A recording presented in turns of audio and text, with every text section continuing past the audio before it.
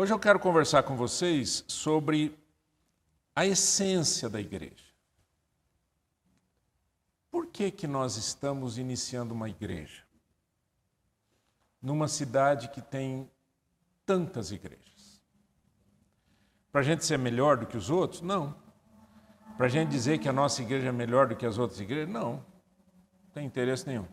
Mas de alguma maneira a gente quer viver, a gente quer retomar algumas coisas que são essenciais. O que quer dizer a palavra essência? Essência é aquilo que eu não posso viver sem. Não é? O ar é essencial para a vida.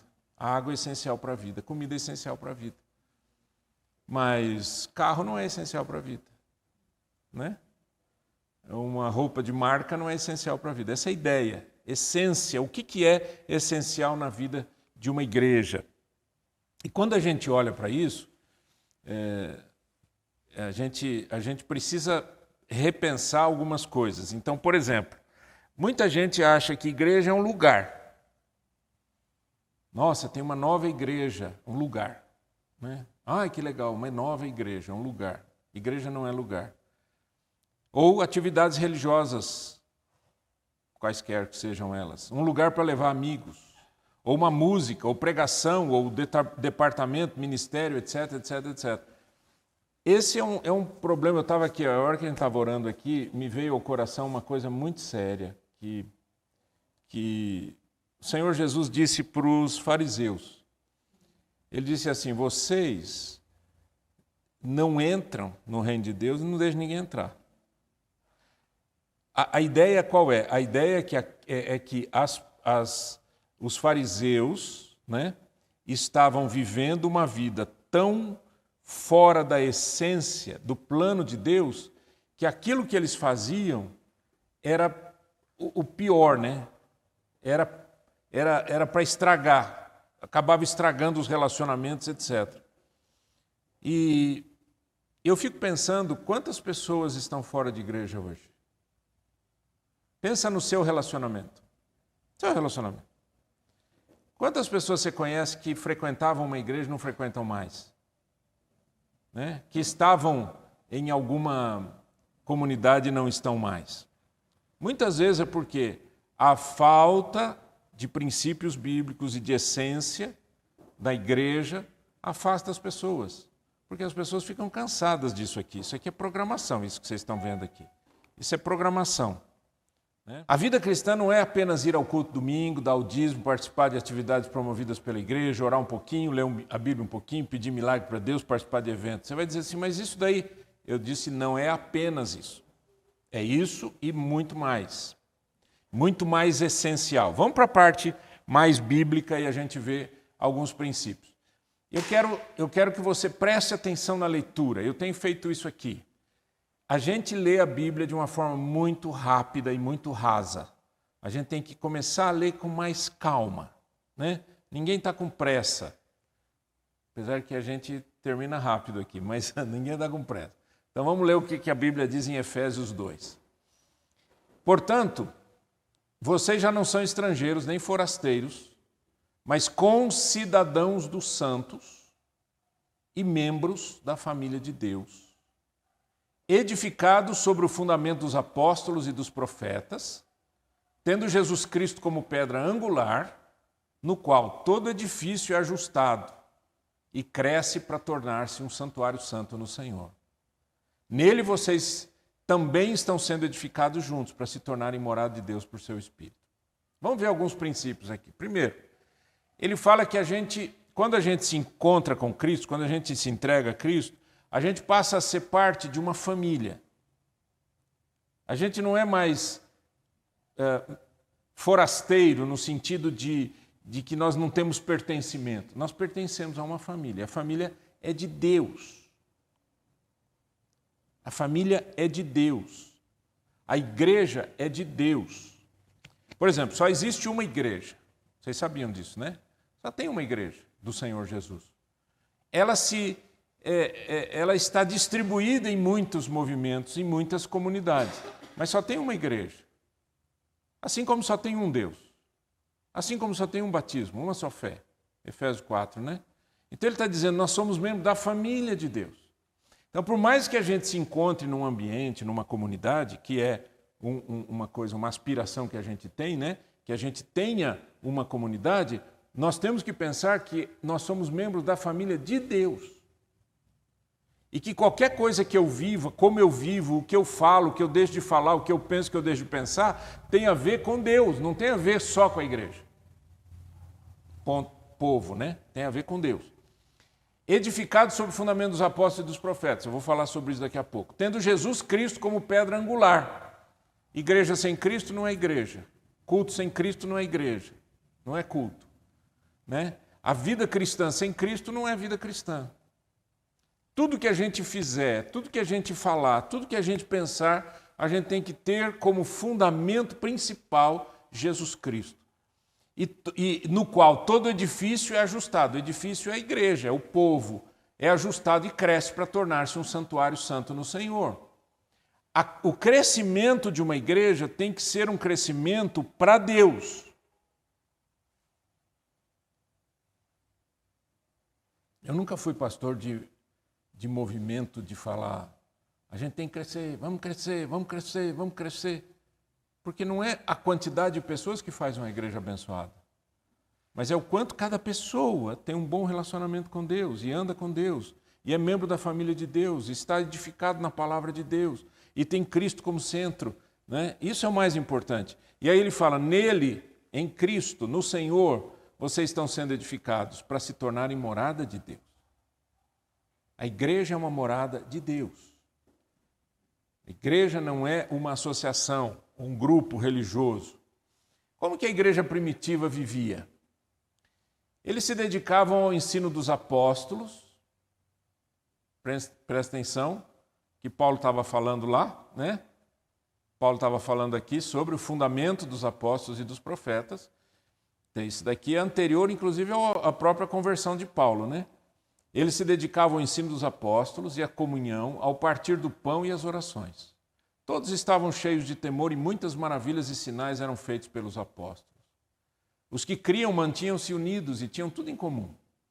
Vendendo suas propriedades e bens, distribuíam a cada um conforme a sua necessidade. Todos os dias continuavam a reunir-se no pátio do templo. Partiam o pão de casa em casa e juntos participavam das refeições com alegria e sinceridade de coração, louvando a Deus e tendo a simpatia de todo o povo. E o Senhor lhes acrescentava diariamente os que iam sendo salvos. Como é que você vê essa igreja? Não esqueça que é a igreja chamada igreja primitiva, certo? Quer dizer, eles não tinham muito conhecimento de absolutamente nada. Mas o que você enxerga? Eu quero abrir a palavra. O que é que você enxerga nesse texto que você diz isso é essencial? Pode falar. O amor é essencial. Sem o amor, eles não ficariam juntos. O que mais? Comunhão, unidade, você falou? Unidade. Tudo, eles tinham tudo em comum. Né? Tudo em comum. Isso daqui é nosso, estamos juntos. O que mais? O que é essencial aqui? Oi? Cheios de temor, temor a Deus, né? O texto não fala que é temor a Deus, mas a gente acredita que seja, né? O que mais? Perdão? União. O que mais? Mesma fé. O que mais? Se reuniam, uma coisa importante. Se reuniam, o que mais? Hã? Havia alegria entre eles. Havia comida, uma coisa interessante. É a comida da alegria, não é verdade? Você vê uma pessoa triste na frente de um prato, só se ela estiver doente. Né? Pessoa doente, por exemplo. Eu já vi gente doente, infelizmente, que não consegue comer, né? Mas a alegria que a mesa promove, né? O que mais? Sinceridade? Sinceridade? É verdade. Havia sinceridade, eles se abriam, né? O que mais? Simpatia. O povo gostava deles, isso que eu acho gostoso de saber, né?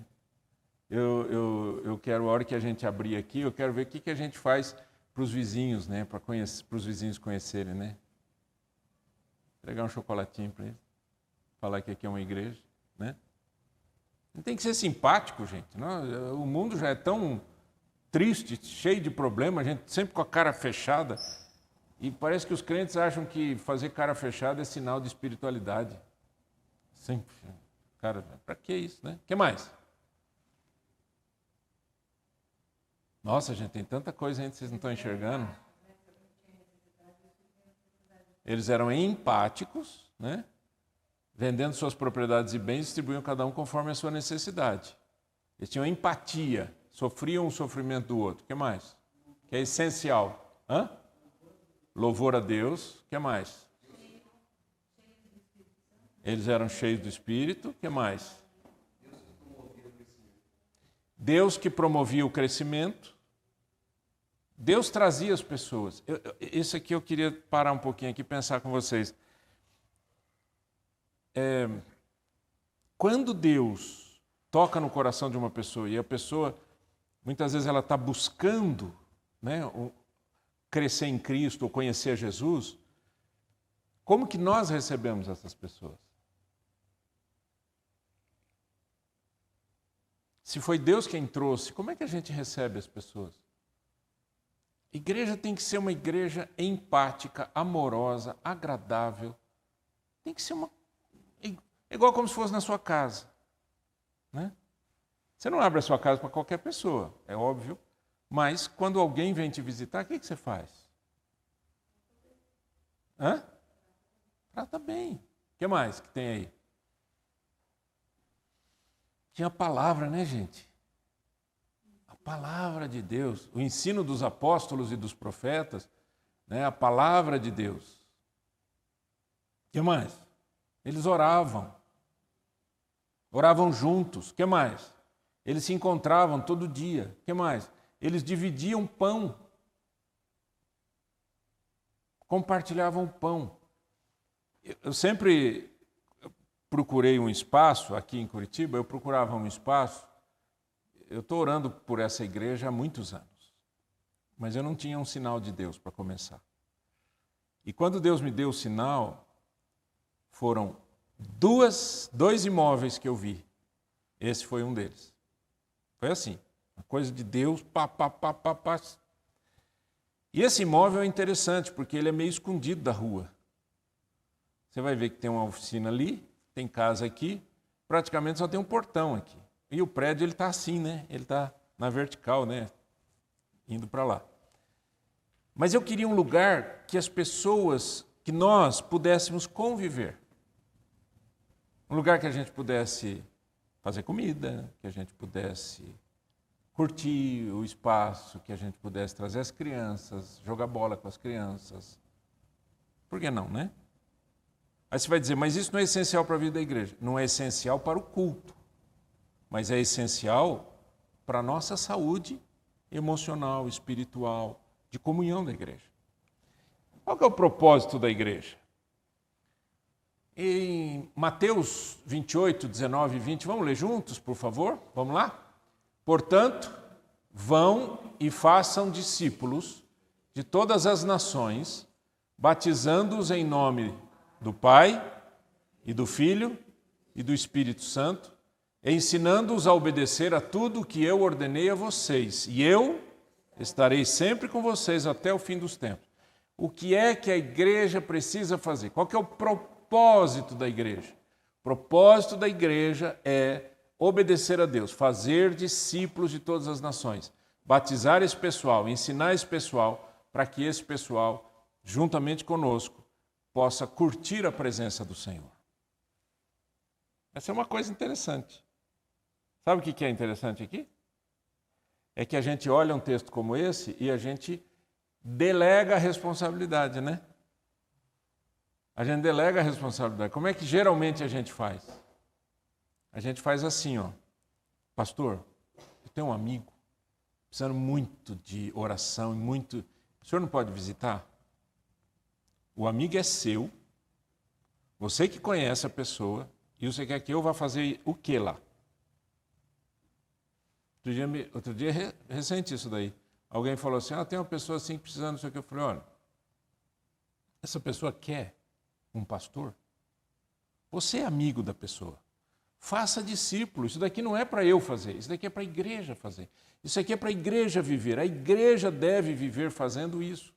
Natural da igreja, fazer discípulos de todas as nações. Quais são as características de uma igreja bíblica? Primeiro, Cristo é o centro. Cristo tem que ser o centro, não pode ser tirado do centro, não pode ser... Tudo gira em torno da pessoa do Senhor Jesus. Então, isso daqui é igual à minha vida, né? Eu tenho um tempo de prazer, de relaxamento, de descanso, mas eu não posso perder de vista que Cristo é o centro da minha vida. A minha família é importante? Claro que é, mas Cristo está no centro da minha família. Os meus hobbies são importantes? São, mas Cristo está no centro. O meu trabalho, a minha recreação, meus amigos, o dinheiro, tudo tem que culminar com a pessoa de Cristo. Tudo tem que ser para a glória de Cristo, né? Isso é igreja, né, que faz isso aqui, ó. João 15:5. Vamos ler juntos?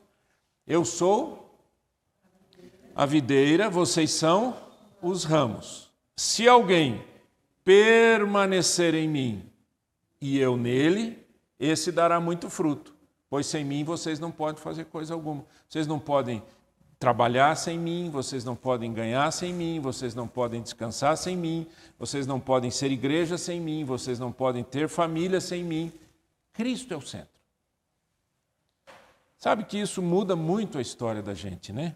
Muda muito a maneira como a gente vê a vida. Cristo, o centro. Se eu sou estudante, Cristo é o centro. Se eu sou um profissional, Cristo é o centro. Se eu sou pai, Cristo é o centro. Mãe, filho, filha, amigo, que seja, Cristo é o centro. A igreja, Cristo é o centro. Olha, isso é muito, parece teoria, mas olha só como que isso na prática. Tem gente que briga pela igreja, não briga? Vocês já viram briga de igreja? A pessoa briga pela igreja porque a igreja está no centro da vida dela. Tem gente que não tem vida fora da igreja. Vocês já viram isso? Não. A pessoa está na igreja de segunda a segunda.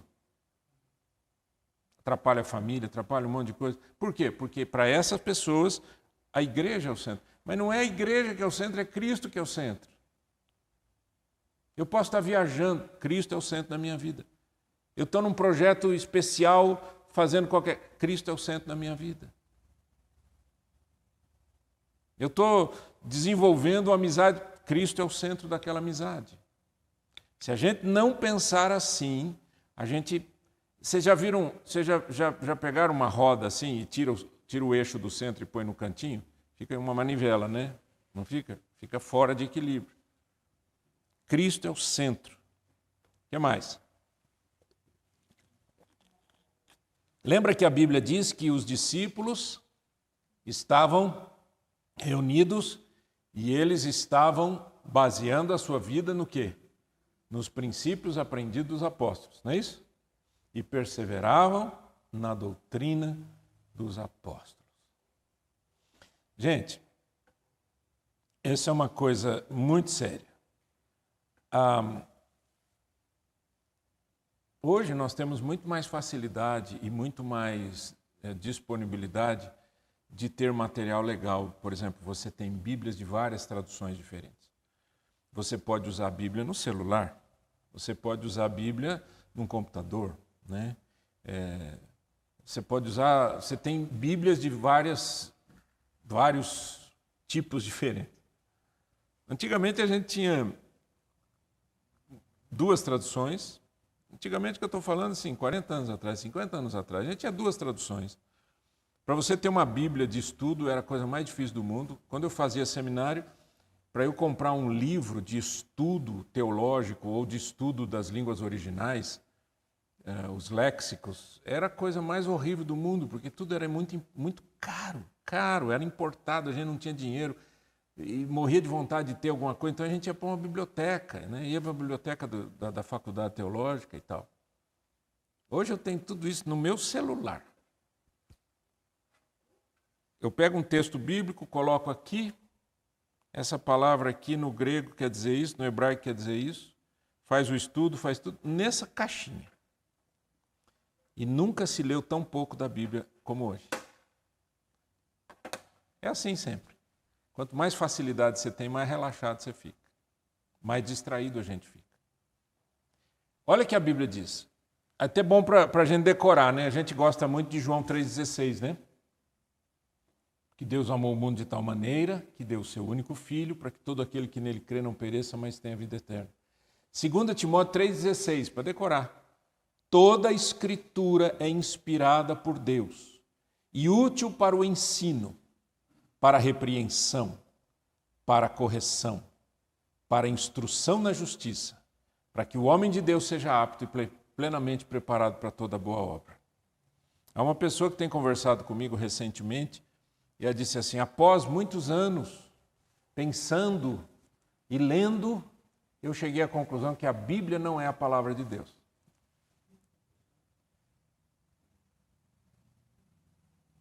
Eu não posso fazer nada. Se você acredita assim, o que eu posso fazer? Não é verdade. Eu não posso fazer nada. É o que a Bíblia diz de si mesma? O que a Bíblia diz de si mesma? Toda a Escritura é o quê? Inspirada por Deus. Inspiração é diferente de iluminação. Eu, para ler a Bíblia, preciso da iluminação do Espírito Santo. Ou seja, eu preciso que o Espírito Santo abra a minha mente e o coração. Mas a inspiração é única. Aquilo que Deus inspirou está inspirado. Aquilo que foi escrito está escrito. A Bíblia não pode ser adicionada e não pode ser tirada. Nada dela. Por isso que a gente diz que a Bíblia é a única regra de fé e prática. Se eu creio que a Bíblia não é a palavra de Deus, acabou. Acabou tudo. Aí a gente vai virar sincretistas e esotéricos e seja lá o que for que venha aparecer junto com isso, né? Então, a palavra de Deus é a base do nosso crescimento e do nosso conhecimento. O que mais? As famílias devem viver e ensinar o Evangelho. Isso aqui é uma coisa que eu vou bater nessa igreja aqui muitas vezes, bater nesse sentido de compreensão. O Evangelho tem que nascer dentro de casa, tem que ser vivido dentro de casa, tem que ser estudado dentro de casa, tem que ser conhecido dentro de casa. A instituição chamada igreja não pode substituir a família. Assim como a escola não pode substituir a família, né? Então, por causa de um grande número de famílias disfuncionais e sem estrutura cristã, as igrejas assumiram a responsabilidade do ensino infantil. Eu não estou dizendo que nós não vamos ter isso, nós vamos ter, mas não dá para substituir. Você ficar 1h30 com uma criança aqui, vai substituir a vida da família? Não. Onde que o Evangelho tem que estar? Dentro de casa. Então é uma coisa que a gente precisa ajudar os pais a compreenderem isso, ajudar os avós a compreenderem isso, ajudar que as famílias compreendam isso. Por quê? Deuteronômio 6, 4-7 diz o quê? Ouça, ó Israel, o Senhor, o nosso Deus, é o único Senhor. Ame o Senhor, o seu Deus, de todo o seu coração, de toda a sua alma, de todas as suas forças. Que todas essas palavras que hoje te ordeno, que hoje lhe ordeno, estejam em seu coração. Ensine-as com persistência a seus filhos. Converse sobre elas quando estiver sentado em casa, quando estiver andando pelo caminho, quando se deitar, quando se levantar. O que a gente tem que fazer? Ter as Escrituras alimentando o nosso coração dentro de casa. Agora, deixa eu dizer uma coisa para você. A gente não precisa fazer uma reunião, como a gente fala, né? Vamos fazer uma reunião com a família para explicar a Bíblia. Não é isso. É a vida. Toda hora, olha o que ele diz lá. Ensine-as com persistência seus filhos, como? Converse sobre elas quando estiver sentado em casa, quando estiver andando pelo caminho, quando se deitar, quando se levantar. Em outras palavras, todo momento a gente precisa conversar sobre as Escrituras, conversar sobre a Bíblia, conversar sobre Deus, conversar sobre a fé, conversar sobre a igreja, o que é essencial e assim por diante. Outra coisa importante que é essencial na vida de uma igreja é que a igreja precisa ser uma igreja que ama, né?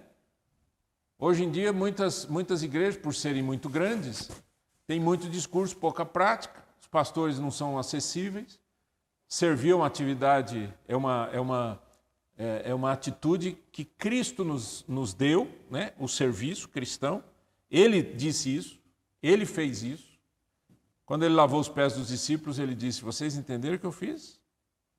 Se eu, sendo mestre e Senhor, lavei os pés de vocês, vocês devem lavar os pés uns dos outros. Esse serviço cristão, mas é a igreja fazendo isso, gente. É a extensão de tudo, é tudo o tempo todo, tudo é a igreja vivendo. Né? Quarto, a prática constante do amor a Deus e ao próximo, que nós acabamos de falar aqui, né? 4, tem esse texto como base, 1 João. Nós amamos, por quê? Porque ele nos amou primeiro. Se alguém afirmar, eu amo a Deus, mas odiar seu irmão é o quê? Mentiroso. Pois quem não ama seu irmão a quem vê, não pode amar a Deus a quem não vê. Esse versículo sempre mexeu comigo. Se eu não amo o meu irmão, minha irmã, né? Se eu não amo as pessoas de Deus, se eu não amo a igreja, como é que eu vou dizer que eu amo a Deus? Ele diz, quem não ama a seu irmão, a quem vê, não pode amar a Deus a quem não vê. Ele nos deu esse mandamento, quem ama a Deus, ame também seu irmão. Ponto. Agora, amar não é um sentimento automático. Você não ama naturalmente. Acordei, ai, com vontade de amar todo mundo. Você não faz isso. Amar é um sacrifício diário. Cuidar, abençoar, falar coisa boa, ensinar as escrituras. Tem que ser intencional. Tem que ser algo que eu diga, eu quero fazer e vou fazer. Se eu não definir essa minha atitude de serviço, de amor, e não definir isso como uma prática de vida, não acontece, não é natural. Ainda mais que a gente vive todo dia, toda hora, com mensagens negativas e ruins, e a gente passa por situações que a gente não gosta, e passa por gente que não gosta da gente, que odeia a gente. Como é que a gente vai fazer? Vou dar um exemplo para vocês. No começo da minha conversão, que aconteceu em 1976, faz um tempinho já, eu me lembro que eu comecei a ler muitos livros sobre cristãos que sofriam perseguições. E nessa época era perseguição na cortina de ferro, né? Lembra? União Soviética e tal. Então era torturado por amor a Cristo, torturado por sua fé. Tinha vários livros, né? Ivan, e vários livros assim. E isso mexeu muito comigo, porque eu ficava sempre pensando uma coisa. Como é, ou como seria ser cristão debaixo de perseguição? E o que mais me chamava a atenção nesses livros era que aqueles homens de Deus que estavam sofrendo, homens e mulheres, que estavam sofrendo por amor a Cristo, apanhavam na prisão e continuavam orando pelos seus perseguidores. Isso que mais me chamava a atenção. Porque a sensação que a gente tem é a seguinte, poxa vida, se alguém me der um murro, né, eu vou ficar muito bravo, vou pegar um pedaço de pau, sair atrás do... Não existe isso numa perseguição. Como que eu amo uma pessoa que não gosta de mim? Como é que eu amo uma pessoa que me odeia? Como que eu amo uma pessoa que quer o meu mal? Como é que eu faço? Uma pergunta boa, né? Tem um pastor muito famoso na internet aí que esses dias ele fez uma pregação, não sei se foi esses dias, mas eu ouvi esses dias, que ele diz assim, eu quero que vocês saibam que a igreja está para entrar na melhor fase da sua história. Quando eu ouvi essa frase, eu pensei, lá vem mais um desses que fantasiam a igreja, romantizam a igreja, né? Mas ele disse assim, vocês sabem por quê que vai ser a melhor fase da história da igreja brasileira? Porque nós vamos ser perseguidos. E sabe o que a perseguição faz? A perseguição, ela filtra. ela filtra. Quem que fica numa perseguição? Amando, sofrendo, não negando a Cristo. Quem que fica? Os verdadeiros. Né? Os falsos, ou aqueles que estão enganados por si mesmos, né? Não ficam. Agora, qual é a marca mais importante da vida de um cristão? Podem falar, enquanto tomam um gole d'água. Qual que é a marca? Você fala assim, o pastor perguntou, uma marca do cristão no mundo, qual é?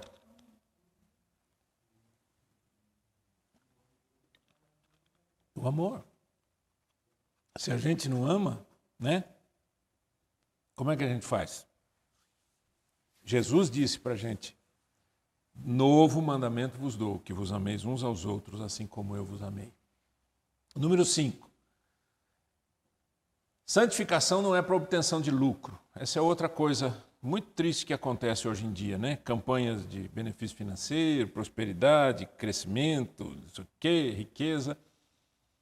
Eu nunca mais esqueci um dia que um missionário falou para mim, pastor, eu recebi uma carta da minha igreja dizendo que não podia mais me sustentar porque eles estavam colocando piso na igreja. Fica sem piso, meu. Você se comprometeu com um missionário que está pregando o evangelho, está em outro país, fica sem piso, cuida do missionário, né? O que é mais importante, né? O que é essencial? Essa é a ideia. Então vamos só ler esse texto e vamos terminar. 1 Timóteo 6, 3 a 10. Se alguém ensina falsas doutrinas e não concorda com a sã doutrina de nosso Senhor Jesus Cristo e com o ensino que é segundo a piedade, é orgulhoso e nada entende.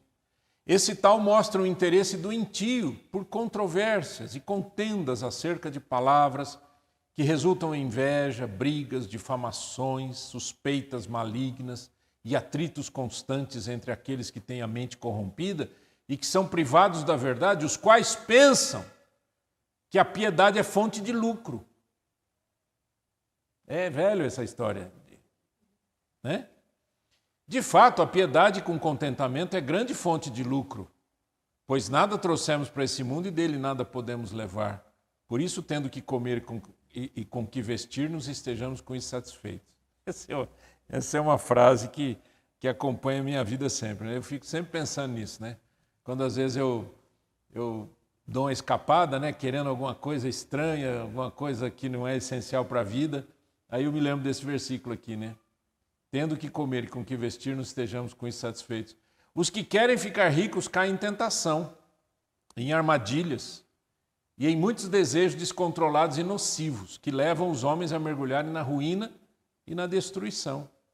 Pois o amor ao dinheiro é a raiz de todos os males. Algumas pessoas, por cobiçarem o dinheiro, desviaram-se da fé e se atormentaram com muitos sofrimentos. A grande pergunta é essa, sempre eu vou fazer isso nessa igreja. Qual a decisão que você vai tomar a partir de hoje? Qual a decisão que você vai tomar a partir de hoje? O que tocou o seu coração nessa mensagem? O que é importante? O que é essencial? O que você quer levar para o resto da sua vida? E o que você não quer mais? Vamos ficar em pé? Eu quero também aproveitar esse momento de oração e orar pela Vera. Hoje é aniversário da Vera, gente. Hoje é aniversário da minha esposa. Bonitinha. 6 de agosto. Graças a Deus por isso. Vamos orar por ela. Hã? Não, vamos pensar coisa melhor.